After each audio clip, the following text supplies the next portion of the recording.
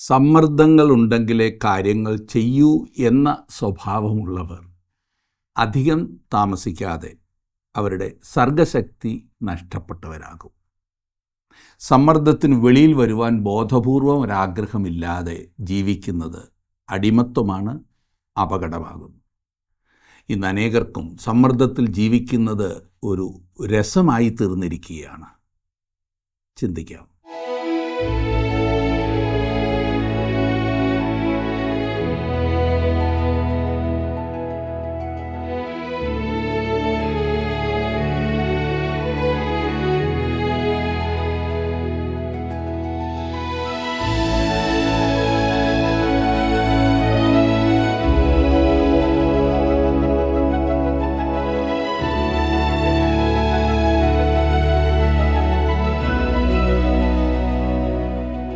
ജീവസന്ദേശത്തിലേക്ക് സ്വാഗതം. മിസ്രൈമിൽ ദൈവം അഴിച്ചുവിട്ട ന്യായവിധികൾ ബഹുമുഖമായ ഉദ്ദേശങ്ങളോട് കൂടിയതായിരുന്നു. ഇസ്രായേൽ മക്കൾക്കിത് ദൈവം തങ്ങൾക്ക് വേണ്ടി പ്രവർത്തിച്ച മഹത്തായ കാര്യങ്ങളുടെ ഒരിക്കലും മാഞ്ഞുപോകാത്ത സാക്ഷ്യമായി മാറി. ദൈവത്തിൻ്റെ ശക്തി വെളിപ്പെടുവാനും അവിടുത്തെ നാമം സർവ്വഭൂമിയിലും പ്രസിദ്ധമാകുവാനും അത് കാരണമായി തീർന്നു. മാത്രമല്ല, അത്ര ഭയങ്കരമായ ഒരു ന്യായവിധിയുടെ മധ്യത്തിലും തൻ്റെ ജനത്തെ സംരക്ഷിക്കുകയും പരിപാലിക്കുകയും ചെയ്യുന്ന കർത്താവിൻ്റെ കരുതലും ഈ സംഭവങ്ങളിൽ നമുക്ക് വ്യക്തമായി ദർശിക്കുവാൻ സാധിക്കുന്നു. പുറപ്പാട് പുസ്തകം 10-ാം അധ്യായം.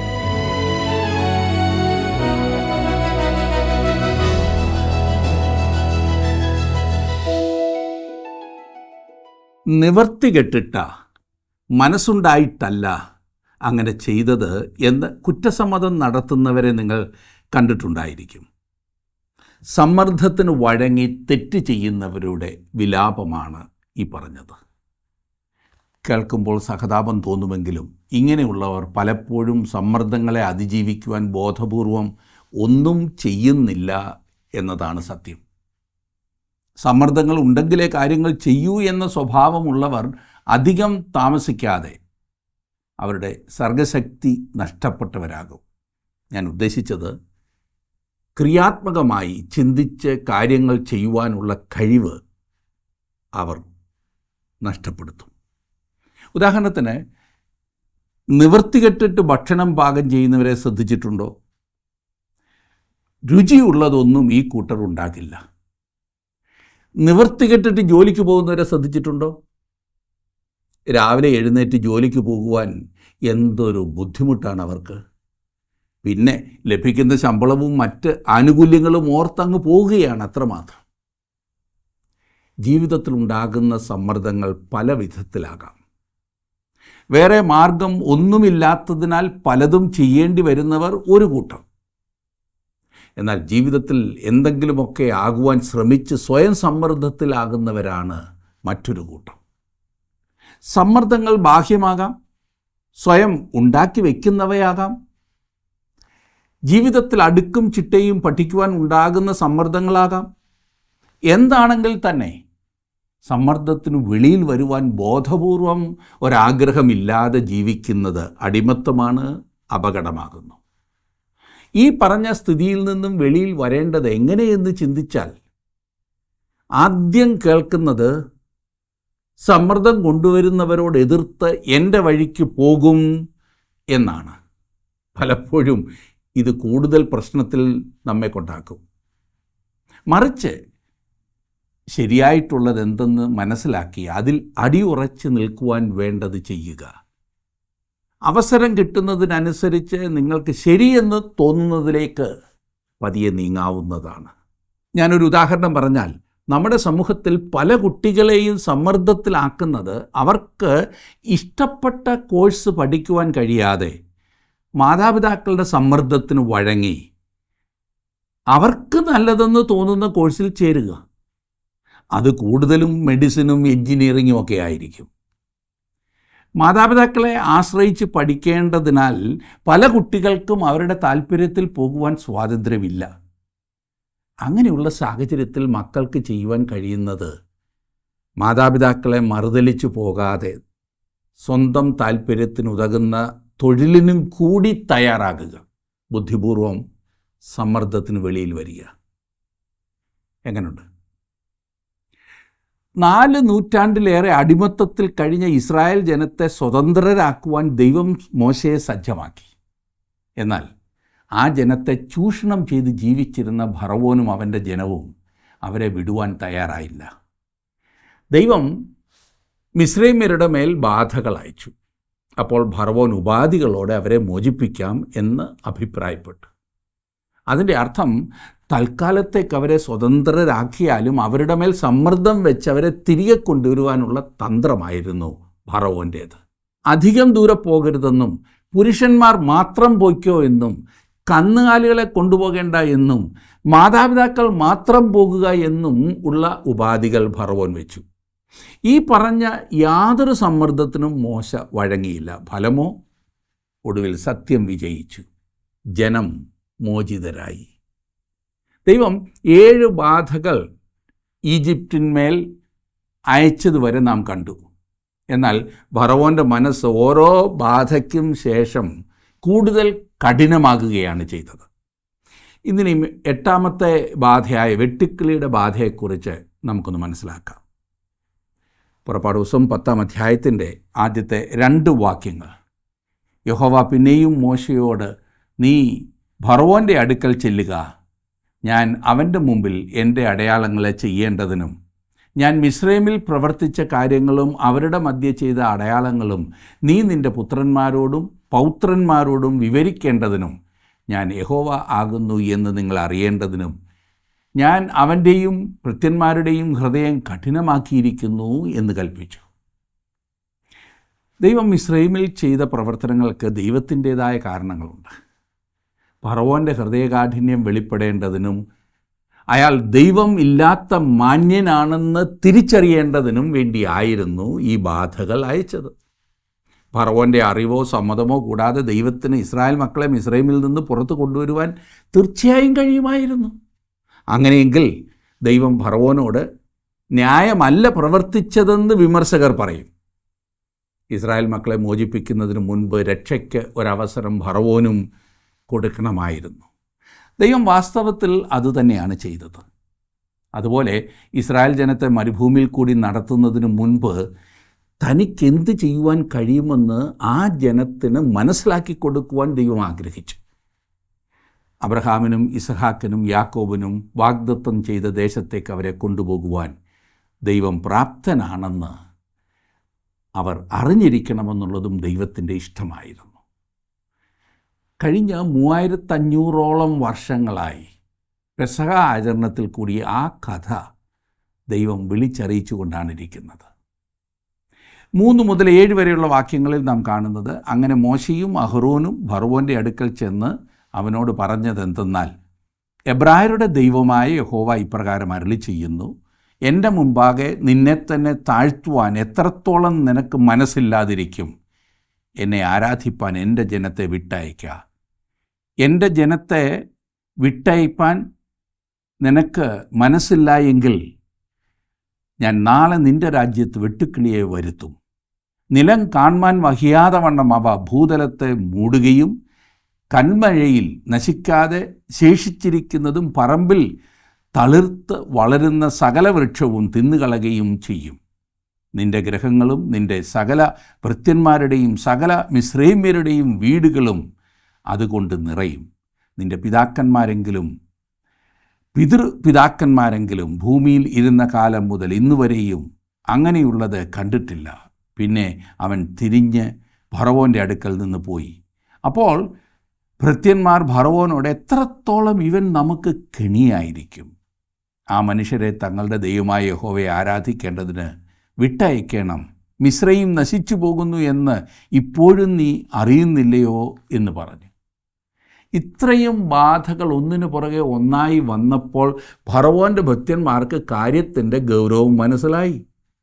ഓരോ ബാധയ്ക്ക് മുൻപും മുന്നറിയിപ്പ് ലഭിച്ചിട്ടും ഫറവോൻ അത് മനസ്സിലാക്കാത്തതിൽ ഭൃത്യന്മാർ അസ്വസ്ഥരായി. അതുകൊണ്ടവർ ഇപ്പോൾ ഇടപെടുകയാണ്. മിസ്രയീം നശിച്ചു പോകുന്നു എന്ന് നീ ഇപ്പോഴും അറിയുന്നില്ലയോ? ഇങ്ങനെ എത്ര കാലം നീ അനുവദിച്ചു കൊടുക്കും? അവരെ പറഞ്ഞയക്കുക എന്ന് അവർ ഫറവോനോട് വാദിക്കുന്നു. 8 മുതലുള്ള വാക്യങ്ങളിൽ, അപ്പോൾ ഫറവോൻ മോശയെയും അഹരോനെയും വീണ്ടും വരുത്തി അവരോട്, നിങ്ങൾ പോയി നിങ്ങളുടെ ദൈവമായ യഹോവയെ ആരാധിപ്പീൻ. എന്നാൽ പോകേണ്ടുന്നവർ ആരെല്ലാം എന്ന് ചോദിച്ചതിന് മോശ, ഞങ്ങൾക്ക് യഹോവയുടെ ഉത്സവം ഉണ്ടാകൊണ്ട് ഞങ്ങളുടെ ബാലന്മാരും വൃദ്ധന്മാരും പുത്രന്മാരും പുത്രിമാരുമായി പോകും, ഞങ്ങളുടെ ആടുകളെയും കന്നുകാലികളെയും കൂടെ കൊണ്ടുപോകും എന്ന് പറഞ്ഞു. അവൻ അവരോട്, ഞാൻ നിങ്ങളെയും നിങ്ങളുടെ കുഞ്ഞുകുട്ടികളെയും വിട്ടയച്ചാൽ യഹോവ നിങ്ങളോടുകൂടെ ഇരിക്കട്ടെ, നോക്കുവിൻ, ദോഷമാകുന്നു നിങ്ങളുടെ അന്തരം. അങ്ങനെ വീണ്ടും മോശയെയും അഹരോനെയും ഫറവോൻ്റെ മുൻപാകെ വരുത്തി. അവർ തൻ്റെ ഒത്തുതീർപ്പാലോചന സ്വീകരിക്കാത്തതിനാൽ വലിയ കോപം ഫറവോനുണ്ടായി. 11-ാം വാക്യത്തിൽ നാം കാണുന്നത്, അങ്ങനെയല്ല, നിങ്ങൾ പുരുഷന്മാർ പോയി യഹോവയെ ആരാധിച്ചു കൊള്ളുവിൻ, ഇതല്ലോ നിങ്ങൾ അപേക്ഷിച്ചത് എന്ന് പറഞ്ഞു അവരെ ഫറവോൻ്റെ സന്നിധിയിൽ നിന്ന് ആട്ടിക്കളഞ്ഞു. ഫറവോൻ മോശയോട് പറയുന്നത് പുരുഷന്മാർ മാത്രം പോയി യഹോവയെ ആരാധിക്കുക എന്നാണ്. അതായത് സ്ത്രീകളും കുട്ടികളും പോകാൻ പാടില്ല എന്ന്. കുഞ്ഞുങ്ങൾക്ക് എന്തെങ്കിലും സംഭവിക്കുമെന്ന് താൻ ഭയപ്പെടുന്നത് പോലെയാണ് ഫറവോൻ്റെ സംസാരം, ഇല്ലേ? കേട്ടിട്ട് നല്ല ആത്മാർത്ഥതയുള്ള സംസാരം പോലെ തോന്നുന്നില്ലേ? എന്നാൽ പണ്ട് ആയിരക്കണക്കിന് ഓമനക്കുഞ്ഞുങ്ങളെ ഇവൻ്റെ വല്യപ്പൻ നശിപ്പിച്ചതിന് ഒരു പ്രശ്നവുമില്ല. ഇത് കുഞ്ഞുങ്ങളോടോ സ്ത്രീകളോടോ ഉള്ള കരുതൽ കൊണ്ടാണോ? തീർച്ചയായിട്ടുമല്ല. സ്ത്രീകളെയും കുഞ്ഞുങ്ങളെയും മിസ്രൈമിൽ നിർത്തിയാൽ മാത്രമേ പുരുഷന്മാർ മടങ്ങി വരൂ എന്ന് ഫറവോൻ ചിന്തിച്ചിട്ടുണ്ടാവാം. ഇന്നും സജീവമായിരിക്കുന്ന സാത്താൻ്റെ ഒരു വലിയ തന്ത്രമാണിത്. ക്രിസ്തീയ ആരാധനകൾ പ്രായമുള്ളവർക്കായി മാത്രം മാറിയിരിക്കുകയാണ് ഇക്കാലങ്ങളിൽ. പലയിടത്തും കുഞ്ഞുങ്ങളെ അവഗണിച്ചിട്ടിരിക്കുകയാണ്. അങ്ങേയറ്റം വന്നാൽ സൺഡേ സ്കൂൾ അഭ്യസനം വരെ നൽകി തൃപ്തിപ്പെടുത്തും. എന്നാൽ അതിൻ്റെ ഭവിഷ്യത്ത് ഇന്ന് വളരെ വലുതാണ്. അതുകൊണ്ട് അടുത്ത തലമുറയ്ക്ക് നിങ്ങളുടെ ദൈവത്തെ വേണ്ട. അവരെ ആരാധനയ്ക്ക് കൊണ്ടുപോകാത്തതിന് നമുക്ക് പല കാരണങ്ങളുമുണ്ട്. കൊച്ചുകുട്ടികളാണെങ്കിൽ അവർ ആരാധനയ്ക്കിടയിൽ കരയുകയും ഓടി നടക്കുകയും ചെയ്തേക്കാം. കുറച്ചുകൂടി പ്രായമുള്ള കുട്ടികൾ ഒരുപക്ഷെ ആരാധനയിൽ വലുതായി ശ്രദ്ധിക്കുന്നില്ല എന്ന് വരാം. അതുകൊണ്ട് അവർ വീട്ടിലിരുന്ന് പഠിക്കുകയോ TV കാണുകയോ ഒക്കെ ചെയ്യട്ടെ എന്ന് പല മാതാപിതാക്കളും കരുതുന്നുണ്ട്. ഇവയൊന്നും കുഞ്ഞുങ്ങളെ ആരാധനയിൽ നിന്ന് ഒഴിവാക്കുന്നതിന് ഉചിതമായ ന്യായങ്ങളല്ല സുഹൃത്തേ. മലയാളം വായിക്കുവാനോ കേട്ടാൽ മനസ്സിലാക്കുവാനോ കഴിവില്ലാത്ത കുഞ്ഞുങ്ങളെ കൂടി കണക്കിലെടുത്ത് അവർക്ക് കൂടി പ്രയോജനപ്പെടുന്ന തരത്തിലുള്ള എന്തെങ്കിലും ക്രമീകരണം നമ്മുടെ ആരാധനകളിൽ ചെയ്യാറുണ്ടോ? നമ്മുടെ കുഞ്ഞുങ്ങളെ ഇംഗ്ലീഷ് മീഡിയം സ്കൂളിൽ മാത്രമേ വിടൂ എന്ന് നാം ശഠിക്കുമ്പോൾ ആത്മീയ കാര്യങ്ങളിൽ കൂടി ആ നിലയിലുള്ള നിർബന്ധ ബുദ്ധി ഇല്ലെങ്കിൽ നിങ്ങൾക്കവരെ നഷ്ടമാകുകയാണ്. ഏതാണ്ടൊക്കെ അടിച്ചേൽപ്പിക്കുവാൻ ശ്രമിച്ചാൽ അത് സാധ്യമായി തീരുകയില്ല. മരുഭൂമിയിൽ 3 ദിവസത്തെ വഴി പോകുവാൻ ഇസ്രായേൽ ജനത്തെ അനുവദിച്ചാൽ അവർ തിരികെ വരുന്ന പ്രശ്നമില്ലെന്ന് ഫറവോൻ മനസ്സിലാക്കി. കുഞ്ഞുങ്ങളെ തടഞ്ഞു വെച്ചാൽ പ്രായമുള്ളവർ മടങ്ങി അടിമത്വത്തിലേക്ക് തന്നെ വരുമെന്ന് ഫറവോൻ അറിഞ്ഞിരുന്നു. ഇന്ന് അനേകരും ആത്മീയമായി തകർന്നിരിക്കുന്നത് തങ്ങളുടെ കുഞ്ഞുങ്ങൾ മൂലമാണെന്ന് പറഞ്ഞാൽ അതല്ലേ സത്യം? കുഞ്ഞുങ്ങളുടെ ആത്മീയ വളർച്ചയെ അവഗണിച്ച് ഭൗതിക ഉയർച്ച മാത്രം ലാക്കാക്കിയ അനേകർ ഇന്ന് മക്കളെ ഓർത്ത് ദുഃഖിക്കുകയാണ്. ഫറവോൻ മോശയെ ഒത്തുതീർപ്പുകൾ മുഖേന പരീക്ഷിക്കുകയും പ്രലോഭിപ്പിക്കുകയും ചെയ്തതുപോലെ ഇന്നൊരു ദൈവപൈതൽ ഒത്തുതീർപ്പെന്ന അതികഠിനമായ പരീക്ഷയെ അഭിമുഖീകരിക്കുന്നു. പലരും ദയനീയമായ വിധത്തിൽ അതിൽ വീണ് പരാജയപ്പെട്ടിരിക്കുകയാണ്. ക്രിസ്തീയ പഠിപ്പിക്കലിന് നേരെ വിരുദ്ധമായ ഒരു പഠന സമ്പ്രദായത്തിലൂടെയാണ് നമ്മുടെ കുഞ്ഞുങ്ങൾ പോകുന്നതെന്ന് മാതാപിതാക്കന്മാർ വാസ്തവത്തിൽ മനസ്സിലാക്കുന്നുണ്ടോ? ശരിയാണ്, എന്ത് ചെയ്യാൻ കഴിയും എന്നല്ല ചോദ്യം. ഞങ്ങൾക്ക് മക്കളെ അതൊന്നും ബാധിക്കാത്ത തരത്തിൽ പൊതിഞ്ഞു സൂക്ഷിക്കുവാൻ കഴിയുമോ എന്ന് ചോദിക്കുന്നവർ പോലുമുണ്ട്. നല്ല ചോദ്യമാണ്. എന്നാൽ ലോകം നിങ്ങളുടെ കുഞ്ഞിനെ സ്വാധീനിക്കുവാൻ ശ്രമിക്കുമ്പോൾ അതിലുപരിയായി ആത്മീയമായി നിങ്ങൾക്കവരെ സ്വാധീനിക്കുവാൻ സാധിക്കുന്നുണ്ടോ എന്നാണ് ഇവിടുത്തെ ചോദ്യം. ഒരു കുഞ്ഞ് പഠിക്കുവാൻ ആരംഭിക്കുന്നതിന് മുൻപ് തന്നെ ആത്മീയരായ നമ്മൾ പോലും എങ്ങനെയെങ്കിലും ഈ ലോകത്തോട് ചേർന്ന് പോകുവാൻ പഠിക്കണമെന്ന ആശയമാണ് അവരിൽ കുത്തിവെക്കുന്നത്. സമ്പാദിക്കാവുന്ന അത്രയും പണം സമ്പാദിക്കണമെന്നും ലോകത്തിൽ വല്ലതുമൊക്കെ ആയിത്തീരുന്നതാണ് വിജയമെന്നും നമ്മൾ അറിഞ്ഞോ അറിയാതെയോ കുഞ്ഞുങ്ങളെ പഠിപ്പിക്കുന്നു. അതൊക്കെ നേടുവാൻ ഏത് മാർഗവും അവലംബിക്കുവാൻ മക്കളും മാതാപിതാക്കളും മടിക്കില്ല. ഏത് തരത്തിലുമുള്ള ഒത്തുതീർപ്പിനും മടിക്കാത്തവർ. വാസ്തവത്തിൽ ഇന്ന് നിങ്ങൾ കുഞ്ഞുങ്ങളുടെ ആത്മീയ കാര്യങ്ങളിൽ എത്രമാത്രം ജാഗ്രത പുലർത്തുന്നു എന്നതാണ് പ്രധാനപ്പെട്ട കാര്യം. തങ്ങളുടെ കുഞ്ഞുങ്ങൾക്ക് ലൗകികമായ നന്മകളും ഉയർച്ചകളും മാത്രം ഉണ്ടാകണമെന്നുള്ള ആഗ്രഹമാണ് ക്രിസ്തുവിശ്വാസികളായ മാതാപിതാക്കൾക്കുണ്ടാകുന്ന ഏറ്റവും വലിയ പരീക്ഷയെന്ന് ഞാൻ ചിന്തിക്കുകയാണ്. ഫറവോൻ്റെ ഒത്തുതീർപ്പാലോചന അംഗീകരിക്കുവാൻ മോശ തയ്യാറായില്ല. വാസ്തവത്തിൽ അത് ഫറവോനെ കോപിഷ്ഠനാക്കി. ഫറവോൻ ഇസ്രായേൽ മക്കളെ വിടാൻ കൂട്ടാക്കാതെ ഇരുന്നതിനാൽ ഉടൻ തന്നെ അടുത്ത ബാധ ആരംഭിച്ചു. 12-ാം വാക്യത്തിൽ, അപ്പോൾ യഹോവ മോശയോട്, നിലത്തിലെ സകല സസ്യാദികളും കൽമഴയിൽ ശേഷിച്ചതൊക്കെയും തിന്നുകളയേണ്ടതിന് വെട്ടുക്കിളി മിസ്രയീം ദേശത്ത് വരുവാൻ നിൻ്റെ കൈ ദേശത്തിന്മേൽ നീട്ടുക എന്ന് പറഞ്ഞു. അങ്ങനെ മോശ തൻ്റെ വടി മിസ്രയീം ദേശത്തിന്മേൽ നീട്ടി. യഹോവ അന്ന് പകൽ മുഴുവനും രാത്രി മുഴുവനും ദേശത്തിന്മേൽ കിഴക്കൻ കാറ്റടിപ്പിച്ചു. പ്രഭാതമായപ്പോൾ കിഴക്കൻ കാറ്റ് വെട്ടുക്കിളിയെ കൊണ്ടുവന്നു. വെട്ടുക്കിളി മിസ്രയീം ദേശത്തൊക്കെയും വന്നു.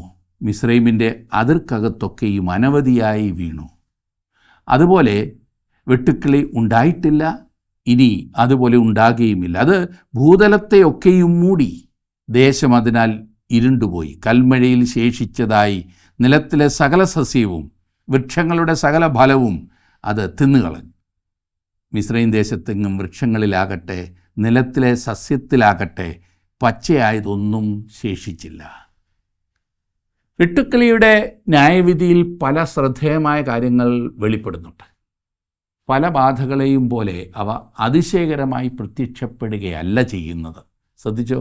ഒരു കിഴക്കൻ കാറ്റ് അവയെ വേറെ സ്ഥലത്ത് നിന്നും കൊണ്ടുവന്നു എന്നാണ് നാം വായിച്ചത്. ഒരുപക്ഷേ ഏഷ്യയിലെ ഏതെങ്കിലും പ്രദേശത്ത് നിന്നായിരിക്കാം അവയെ കൊണ്ടുവന്നത്. ഏഷ്യയിൽ വെട്ടുക്കിളികൾ ധാരാളം ഉണ്ടായിരുന്നു. ഈ കാറ്റ് അവയെ വിശാലമായ മരുഭൂമിയിലേക്ക് കൊണ്ടുവന്നു. പച്ച പുതച്ച നൈൽ നദീതടത്തിലെത്തിയപ്പോൾ അവയ്ക്ക് നന്നേ വിശന്നിരുന്നു. അങ്ങനെ അവ കൃഷിഭൂമികൾ മുഴുവനായി വെളുപ്പിച്ചു. ന്യായവിധിയുടെ ചിത്രമായിട്ടാണ് തിരുവചനത്തിൽ വെട്ടുക്കിളിയെ ഉപയോഗിച്ചിരിക്കുന്നത് എന്ന് നാം കാണുന്നു. മനുഷ്യൻ അഭിമുഖീകരിക്കേണ്ടി വരുന്ന ഏറ്റവും മോശമായ കാര്യം ഒരുപക്ഷെ വെട്ടുക്കിളിയിൽ നിന്നുള്ള ബാധയായിരിക്കും. ചരിത്രത്തിലുണ്ടായ ഒരു വെട്ടുക്കിളിയുടെ ബാധയെക്കുറിച്ച് യോവേൽ പ്രവാചകൻ വിവരിച്ചിട്ടുണ്ട്. യോവേൽ പ്രവചനം 1-ാം അധ്യായത്തിൻ്റെ 2 മുതൽ 10 വരെയുള്ള വാക്യങ്ങളിൽ നാം അത് വായിക്കുന്നു. ഇനിയും വെട്ടുക്കിളിയുടെ ഒരു ന്യായവിധി മനുഷ്യജാതിക്ക് വരുവാൻ പോകുന്നു എന്ന് മുൻകൂട്ടി അറിയിച്ചിട്ടുമുണ്ട്. ഭൂമിയിൽ വെട്ടുക്കിളിയുടെ ഒരു വലിയ ബാധ ഉണ്ടാകുമെന്ന് വെളിപ്പാട് പുസ്തകത്തിലും സൂചിപ്പിച്ചിട്ടുണ്ട്. മുൻപുണ്ടായ ബാധകളേക്കാൾ വലിയ ആഘാതം ഈ വെട്ടുക്കിളി മിസ്രയീം ദേശത്ത് വരുത്തിവെച്ചു എന്ന് കരുതാവുന്നതാണ്. 16-ാം വാക്യത്തിൽ നാം കാണുമ്പോൾ, ഫറവോൻ മോശയെയും അഹ്റോനെയും വേഗത്തിൽ വിളിപ്പിച്ചു. നിങ്ങളുടെ ദൈവമായ യഹോവയോടും നിങ്ങളോടും ഞാൻ പാപം ചെയ്തിരിക്കുന്നു. ഫറവോൻ തൻ്റെ പാപത്തിൻ്റെ സമ്മതം നടത്തുന്ന മറ്റൊരു സമയം കൂടിയാണിത്. എന്നാൽ ഇത് താൽക്കാലികമായ ഒരു മനംമാറ്റമായിരുന്നുവെന്ന് തുടർന്ന് നമുക്ക് മനസ്സിലാക്കാം. അതുകൊണ്ട് തന്നെ ഇത് പലപ്പോഴും ആവർത്തിക്കുന്നുണ്ട്. 17 മുതലുള്ള വാക്യങ്ങളിൽ കാണുന്നത്, അതുകൊണ്ട് ഈ പ്രാവശ്യം മാത്രം നീ എൻ്റെ പാപം ക്ഷമിച്ച് ഈ ഒരു മരണം എന്നെ വിട്ട് നീങ്ങുവാൻ നിങ്ങളുടെ ദൈവമായ യഹോവയോട് പ്രാർത്ഥിപ്പീനെന്ന് പറഞ്ഞു. അവൻ ഫറവോൻ്റെ അടുക്കൽ നിന്ന് പുറപ്പെട്ട് യഹോവയോട് പ്രാർത്ഥിച്ചു. യഹോവ മഹാശക്തിയുള്ള ഒരു പടിഞ്ഞാറൻ കാറ്റടിപ്പിച്ചു. അത് വെട്ടുക്കിളിയെ എടുത്ത് ചെങ്കടലിൽ ഇട്ടുകളഞ്ഞു. മിസ്രയീം രാജ്യത്തെങ്ങും ഒരു വെട്ടുക്കിളി പോലും ശേഷിച്ചില്ല. എന്നാൽ യഹോവ ഫറവോൻ്റെ ഹൃദയത്തെ കഠിനമാക്കി. അവൻ ഇസ്രായേൽ മക്കളെ വിട്ടയച്ചതുമില്ല. ദൈവം മിസ്രയീമ്യരോട് ഇടപെടുന്നതും ബാധകളെ അയക്കുന്നതുമെല്ലാം ഒരു പ്രത്യേക രീതിയിലാണ്. മുൻപിലത്തെ ബാധകൾ ദേശത്തിലെ ദേവീദേവന്മാർക്കെതിരായി ഉപയോഗിച്ചവ ആയിരുന്നെങ്കിൽ ഇപ്പോൾ ഇതാ ദൈവം ബാധകൾ ജനങ്ങൾക്കെതിരായി അയക്കുന്നു. ജനജീവിതം ദുസ്സഹവും കഷ്ടപൂർണവുമാകത്തക്ക തരത്തിൽ വെട്ടുക്കിളിയുടെ ബാധ ദേശത്തെ വലച്ചു. സംഗതി വഷളാകുകയാണെന്നും കാര്യങ്ങൾ കൈവിട്ടു പോവുകയാണെന്നും ഫറവോനെ ബോധ്യം വരുത്തുവാൻ ജനങ്ങളും ശ്രമിക്കുന്നു. അത് താൽക്കാലികമായ അനുതാപത്തിലേക്ക് ഫറവോനെ നടത്തി. എന്നാൽ ബാധ വിട്ടുമാറിയ നിമിഷത്തിൽ മനസ്സ് മാറുകയും പഴയപടിയായി തീരുകയും ചെയ്തത് നാം കാണുന്നു. ഇസ്രായേൽ മക്കളെ വിട്ടയക്കുവാൻ ദൈവം അവനെ നിർബന്ധിക്കുന്നു. എന്നാൽ ഫറവോൻ അതിന് തയ്യാറാകാത്തതിനാൽ 9ാമത്തെ ബാധ ദേശത്ത് വ്യാപിക്കുന്നു. 21 മുതലുള്ള വാക്യങ്ങളിൽ, അപ്പോൾ യഹോവ മോശയോട് മിസ്രയീം ദേശത്ത് സ്പർശിക്കത്തക്ക ഇരുൾ ഉണ്ടാകേണ്ടതിന് നിൻ്റെ കൈ ആകാശത്തേക്ക് നീട്ടുക എന്ന് കൽപ്പിച്ചു. മോശ തൻ്റെ കൈ ആകാശത്തേക്ക് നീട്ടി. മിസ്രയീം ദേശത്തൊക്കെയും 3 ദിവസത്തേക്ക് കൂരിരുട്ടുണ്ടായി. 3 ദിവസത്തേക്ക് ഒരുത്തൻ കണ്ടില്ല, ഒരുത്തനും തൻ്റെ സ്ഥലം വിട്ട് എഴുന്നേറ്റതുമില്ല. എന്നാൽ ഇസ്രായേൽ മക്കൾക്ക് എല്ലാവർക്കും തങ്ങളുടെ വാസസ്ഥലങ്ങളിൽ വെളിച്ചം ഉണ്ടായിരുന്നു. കൂരിരുട്ട് എന്താണെന്ന് നിങ്ങൾ എപ്പോഴെങ്കിലും അനുഭവിച്ചറിഞ്ഞിട്ടുണ്ടോ? നിങ്ങൾ രാത്രിയിൽ മുറിയിൽ ലൈറ്റിൻ്റെ വെളിച്ചത്തിൽ വായിച്ചുകൊണ്ടിരിക്കുകയാണെന്ന് ചിന്തിക്കൂ. പെട്ടെന്ന് കറണ്ട് പോകുന്നു. ഈ അവസ്ഥ നമ്മിൽ പലർക്കും ഉണ്ടായി കാണും. പെട്ടെന്ന് കറണ്ട് പോകുന്നതിനാൽ കൂരിരുട്ടിൻ്റെ ഒരു ചെറിയ അനുഭവം കുറച്ച് നേരത്തേക്ക് നമുക്കുണ്ടാകും. എന്നാൽ മുൻപിലുള്ളത് യാതൊന്നും കാണുവാൻ കഴിയാത്ത തരത്തിൽ കുറ്റാക്കുറ്റിരുട്ട് ദിവസങ്ങളോളം നീണ്ടു നിന്നാലോ? ഈ ന്യായവിധി സൂര്യദേവനായ റായ്ക്ക് എതിരായി പ്രയോഗിച്ചതായിരുന്നു. പകൽ സമയത്ത് മിസ്രയീമിൽ കൂരിരുട്ട് ബാധിച്ചു. അവർ ആരാധിച്ചിരുന്ന പ്രധാന ദേവനെതിരെ ദൈവം അന്ധകാരം അയക്കുന്നു. മിസ്രയീമ്യർ സാധാരണയായി ഉപയോഗിച്ചിരുന്ന ചിഹ്നമായിരുന്നു സൂര്യചക്രം. അത് അവരുടെ ചിത്രങ്ങളിലെല്ലാം കാണാവുന്നതാണ്. ഈ കൂരിരുട്ട് ദൈവത്തിൻ്റെ ഒരു അത്ഭുതമായിരുന്നു. അതിനാൽ ഫറവോൻ 4ാമതൊരു ഒത്തുതീർപ്പ് നിർദ്ദേശിക്കുന്നു. മിസ്രയീം ദേശത്ത് നിന്ന് ഇസ്രായേൽ മക്കളെ പറഞ്ഞയക്കുന്നതിന് മുൻപ് ഫറവോൻ്റെ അവസാനത്തെ ഒത്തുതീർപ്പ് ശ്രമമാണ് ഇനി നാം കാണുന്നത്. 24 മുതൽ. അപ്പോൾ ഫറവോൻ മോശയെ വിളിപ്പിച്ചു, നിങ്ങൾ പോയി യഹോവയെ ആരാധിപ്പിൻ. നിങ്ങളുടെ ആടുകളും കന്നുകാലികളും മാത്രം ഇങ്ങ് നിൽക്കട്ടെ. നിങ്ങളുടെ കുഞ്ഞുകുട്ടികളും നിങ്ങളോടുകൂടെ പോരട്ടെ എന്ന് പറഞ്ഞു. അതിന് മോശ പറഞ്ഞത്, ഞങ്ങൾ ഞങ്ങളുടെ ദൈവമായ യഹോവയ്ക്ക് അർപ്പിക്കേണ്ടതിന് യാഗങ്ങൾക്കും സർവാംഗ ഹോമങ്ങൾക്കും വേണ്ടി മൃഗങ്ങളെയും നീ ഞങ്ങൾക്ക് തരേണം. ഞങ്ങളുടെ മൃഗങ്ങളും ഞങ്ങളോടുകൂടെ പോരേണം. ഒരു കുളമ്പ് പോലും പിൻപിൽ ശേഷിച്ചുകൂടാ. ഞങ്ങളുടെ ദൈവമായ യഹോവയെ ആരാധിക്കേണ്ടതിന് അതിൽ നിന്നല്ലോ ഞങ്ങൾ എടുക്കേണ്ടത്. ഏതിനെ അർപ്പിച്ച് യഹോവയെ ആരാധിക്കണമെന്ന് അവിടെ എത്തുവോളം ഞങ്ങൾ അറിയുന്നില്ല. എന്നാൽ യഹോവ ഫറവോൻ്റെ ഹൃദയം കഠിനമാക്കി അവരെ വിട്ടയപ്പാൻ അവന് മനസ്സായില്ല. ഫറവോൻ അവനോട്, എൻ്റെ അടുക്കൽ നിന്ന് പോക, ഇനി എൻ്റെ മുഖം കാണാതിരിപ്പാൻ സൂക്ഷിച്ചു കൊള്ളുക. എൻ്റെ മുഖം കാണുന്ന നാളിൽ നീ മരിക്കും എന്ന് പറഞ്ഞതിന് മോശ, നീ പറഞ്ഞതുപോലെ ആകട്ടെ, ഞാനിനി നിൻ്റെ മുഖം കാണുകയില്ല എന്ന് പറഞ്ഞു. ഒരുപക്ഷെ ഇത് കുറച്ചുകൂടി പ്രായോഗികമായ ഒരു നിർദ്ദേശമായി നിങ്ങൾക്ക് തോന്നിയോ? അവരുടെ ആടുകളെയും കന്നുകാലികളെയും വിട്ടിട്ട് പോകുക. ഇസ്രായേൽ മക്കൾക്ക് വേണ്ടി മോശ ഈ ഒത്തുതീർപ്പിൽ എത്തിച്ചേരേണ്ടതായിരുന്നു എന്ന് ഒരുപക്ഷെ നിങ്ങൾ ചിന്തിച്ചേക്കാം. ഫറവോൻ മോശയ്ക്ക് പല ഇളവുകൾ അനുവദിച്ചു. അതിനാൽ ഇത് അംഗീകരിക്കാവുന്ന ഒന്നാണെന്ന് ചിന്തിക്കാവുന്നതത്രേ. എന്നാൽ അതല്ല ദൈവത്തിൻ്റെ പദ്ധതി.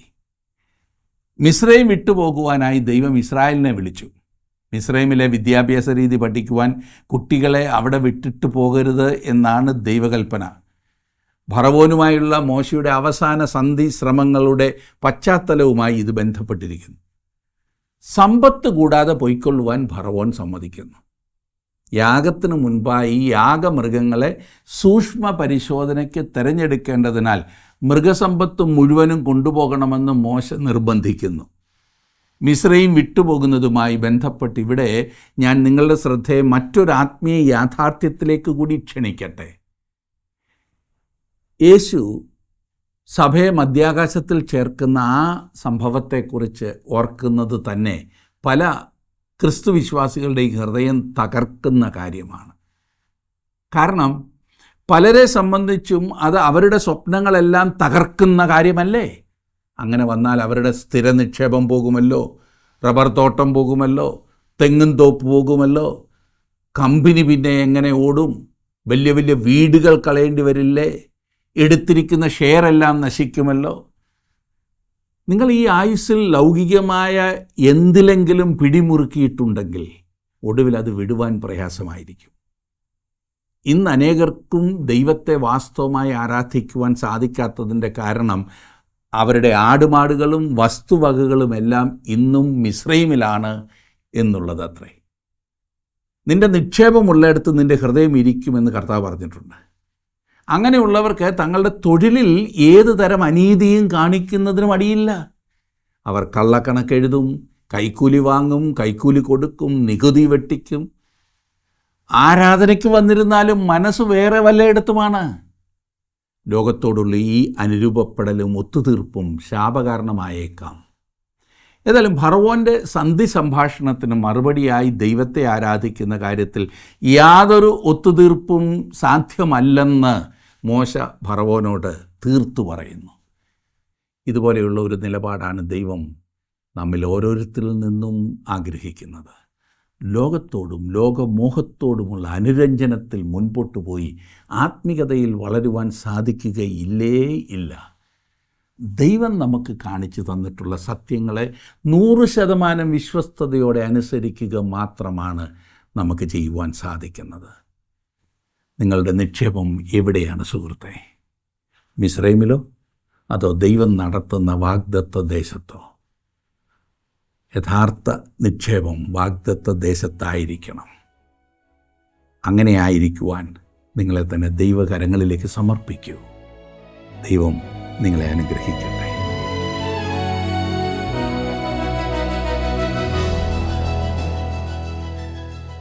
കുഞ്ഞുങ്ങളെയും സകല സമ്പത്തിനെയും മിസ്രൈമിൽ ഉപേക്ഷിച്ച് ഭാഗികമായി മാത്രം ദൈവത്തെ ആരാധിക്കുവാൻ പ്രലോഭിപ്പിച്ച ഫറവോൻ്റെ കുതന്ത്രങ്ങളെ ഒരു കുളമ്പ് പോലും പിന്നിൽ ശേഷിച്ചുകൂടാ എന്ന ഉറച്ച പ്രഖ്യാപനത്തോടെയാണ് മോശ നേരിട്ടത്. പുത്രൻ നിങ്ങൾക്ക് സ്വാതന്ത്ര്യം വരുത്തിയാൽ നിങ്ങൾ സാക്ഷാൽ സ്വതന്ത്രരാകുമെന്ന വചനപ്രകാരം സമ്പൂർണ്ണമായ വിടുതലാണ് ക്രിസ്തുയേശു നമുക്ക് നൽകിയിരിക്കുന്നത്. ലൗകികതയോടും പിശാചിൻ്റെ തന്ത്രങ്ങളോടും ഒത്തുതീർപ്പുകളില്ലാത്ത ഒരു യഥാർത്ഥ ക്രിസ്തീയ ജീവിതം നയിക്കുവാൻ ദൈവം നമ്മെ സഹായിക്കട്ടെ.